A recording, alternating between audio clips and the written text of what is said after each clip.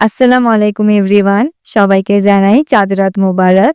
চাঁদ রাত মানেই আমাদের মেয়েদের জন্য মেহেদি নাইট, তাই না? তো আমিও মেহেদি লাগাতে বসে পড়লাম। আজকে আমি আপনাদের সাথে আমার মেহেদি লাগাতে একটা ছোটবেলার গল্প শেয়ার করব আপনাদের সাথে। আশা করি আপনারা বোর হবেন না। অ্যান্ড এটা আসলে আমার সাথে খুবই রিলেটেড বা এই জিনিসটা আমাকে এখনো অনেক ইফেক্ট করে এই বিষয়গুলা। ছোট, ছোট বিষয়গুলাও না ছোটবেলায় আমাদের সাথে যা হয় ওগুলো কিন্তু আমাদের মাথায় সবসময় রয়ে যায়। তো চাঁদ রাতকে ঘিরে আ আমার একটা গল্প আছে। ও ছোটবেলায় দেখা যেত যে আমরা সব চাচারা দেন আমরা একসাথে একই বিল্ডিং এ থাকতাম আমাদের নিজেদের বাড়িতে। তো সব চাচারা যেহেতু একসাথে থাকতাম দেখা যেত যে চাচাদের মধ্যে বা আমার আব্বুর সাথে অনেক সময় কোনো কথা কাটাকাটি হলো বা ধরেন ঝগড়াই হলো যে কোনো বিষয় নিয়ে।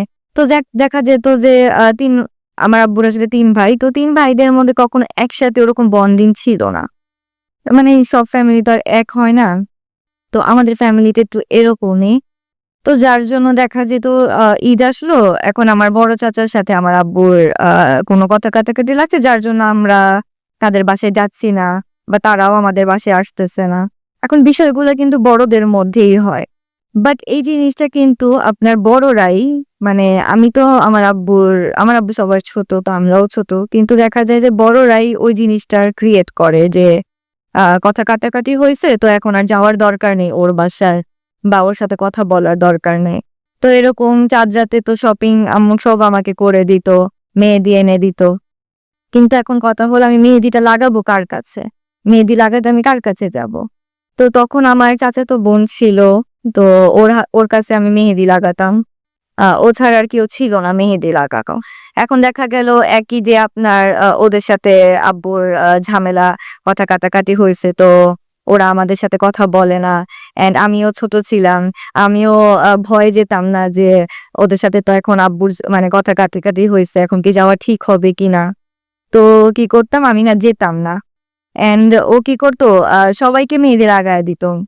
ওই আমাদের বিল্ডিং এ ভাড়াটিয়াদের সবাইকে মেহেদি লাগায় দিত। বাট ও কিন্তু আমাকে ডাকতোও না বা মেহেদি লাগায়ও দিত না। তো এই জিনিসটা আমার এত ইফেক্ট করতো ছোটবেলায় যে আমি মেহেদি লাগাতে পারি না। বাট আমার খুব শখ আমি সুন্দর করে ডিজাইন করে ৪ হাত ভরে মেহেদি লাগাবো। বাট আমি লাগাতে পারি না। তো এই জিনিসটা অনেক ইফেক্ট করতো আমাকে। যার জন্য নিজের ভিতরে একটা জিদ আনছি আমি যে আমি মেহেদি লাগানো শিখবো। কারোর উপর ডিপেন্ডেন্ট থাকবো না। নিজেই মেহেদি লাগাবো। অ্যান্ড নিজেকে আমি ওইভাবেই আসলে গড়ে তুলছি যেন আমার না কারো কাছে যাওয়া না লাগে। মেকআপ বলেন, আমার নিজের মেহেদি, আমার নিজের হেয়ার স্টাইল সব আমি নিজেই করি।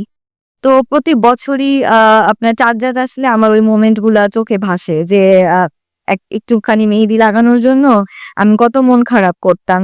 তারপর আমার মন খারাপ দেখে আমার আম্মু যেভাবে পারতো সেভাবেই মেহেদি লাগায় দিত। অ্যান্ড ওই মেহেদিটাই আমার লাইফের বেস্ট মেহেদি লাগতো যে না আমার আম্মু মানে নতুন ডিজাইন সে খুব কষ্ট করে ভেবেচিন্তে আমাকে লাগায় দিছে। তো আমার কাছে সেটাই বেস্ট মেহেদি ছিল। অ্যান্ড এই জিনিসটা শেয়ার করে আজকে আমার খুব ভালো লাগলো। বিদায় নিয়ে নিচ্ছি।